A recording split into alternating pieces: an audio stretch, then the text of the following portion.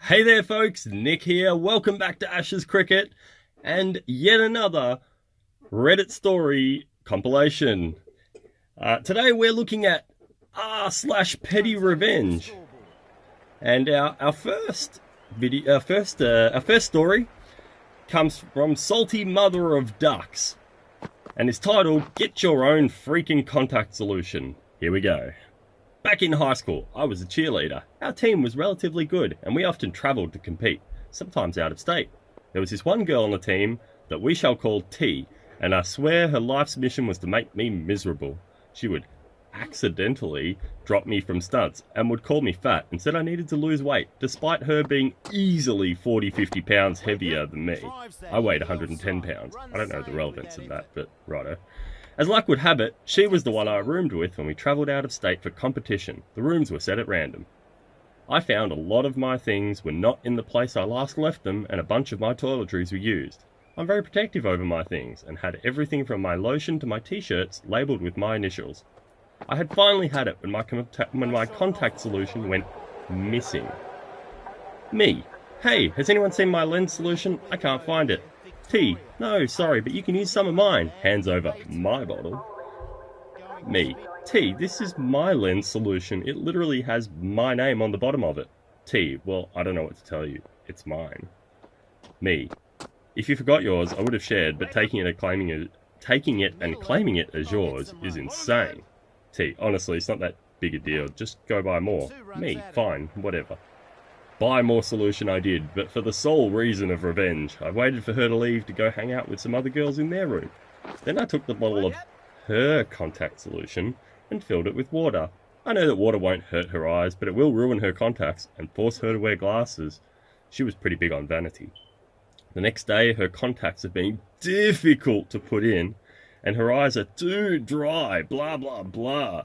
She begs me for my solution, where I promptly tell her no. She's in literal tears, and she's forced to compete in glasses, which is a big deal considering you have to use rubber bands to keep them on. But I wasn't finished. When we packed to leave, I unscrewed all her bottles of shampoo and conditioner and whatnot. When we got back to our home state, she texted in the team group chat about how everything in her bag was ruined and she needed new uniform pieces. Moral of the story, don't take people's things and claim it as your own. Our next story for today is submitted by Reddit user Katana Lago and is titled, "How many t-shirts does it take to find a missing one?" We're staying with family in a family home. They do all their laundry together every day. Everyone will bring their clothes in from the day before to the laundry room, and either my aunt or the girl that works here will wash and dry everything together. My aunt will tell me when the washer is available for us to do laundry. I used to wash ours, kids, husbands and mine, together. Then I decided the kids could each do theirs once a week. A few weeks ago, my daughter washed and dried hers. Later in the day, she noticed a t-shirt that looked like hers on top of the dryer with other clothes. She wasn't sure if it was hers though. She left it there and later remembered to check her dresser for it. Sure enough, it wasn't there. When she went back to the laundry room, everything was gone. I asked my aunts if they had seen it, but they said no, and to check the room where the clean, dried clothes go. Nothing there. I showed them a picture of what we were looking for and told my aunt to ask the other girl, since we're not on speaking terms. Nobody has seen the shirt. Kept asking every couple of days. Nope, the shirt seems to have disappeared. Checked kids' dresses looking for it and nothing, not in our room either. At this point, I'm getting upset because my daughter doesn't care about much, but she got that shirt from a friend before we moved and kept asking if they found it yet. On Saturday, I started taking one shirt every day and hiding it. My aunt asked me on Monday to check my clothes for a shirt the other girl was missing. I pretended to check and then told her that maybe it was with my daughter's t-shirt. That day I took another t-shirt. Yesterday we went out for the day and when we got back she came to my room and thanked me for finding her top. I was confused and asked her where she found it, and she said, on top of her dresser. I asked my aunt and she was confused and said she didn't know. I don't think anyone purposely took it, but I think they just didn't care to look for it. That is until their own stuff started disappearing. I took the 3 shirts I'd hidden and left them with the other clothes they had in the room. That was a pretty wholesome story. No one got hurt, no one got injured, no one got sworn at. Good story, good conclusion, nice and wholesome. Hope you enjoyed that one. Our next story comes from Reddit user Artorius Dragon and is titled The Destroyer of Flower Beds. I will point out this one is literally a paragraph of solid run-on sentences, so I'm going to attempt to make this one make sense. Here we go. So, I made a post here recently and figured I'd add another. So, I live out in the sticks, and there are large pastures and orange groves and such all over the area. We and our neighbours kept cows in separate pastures. Our neighbours owned the pasture next to our house, and we owned the pasture directly in front of their house, with a road running across, and our neighbour's house on the other side. I know, long explanation, but it's for setup. So, our neighbour's cows would get out a lot and crap in our yard and eat up my mum's flower bed. My mum is not a confrontational person, so she wouldn't say anything, and would just chase the cows back into the gate to their pasture. Well, one day, one of our cows got out and crossed the street to my neighbour's house and crapped in their yard and ate up some of their flowers. So, neighbour actually had the gall to come over and complain to my mother about it. It was a good thing she talked to my mum, because me and my dad would have ripped her a new one. So I was pretty pissed, but knew that eventually their cows would get out again, so I waited patiently. Sure enough, a week or two later, about 6 cows were in our yard. So me, being a petty shit I am, got on a 4-litre and proceeded to chase every single cow into their yard. Sure enough, they ate most of her flowers and crapped all in her yard. It was a small victory for me, and if you ever read this, neighbour, fuck yourself. I like that. That's a good petty revenge story.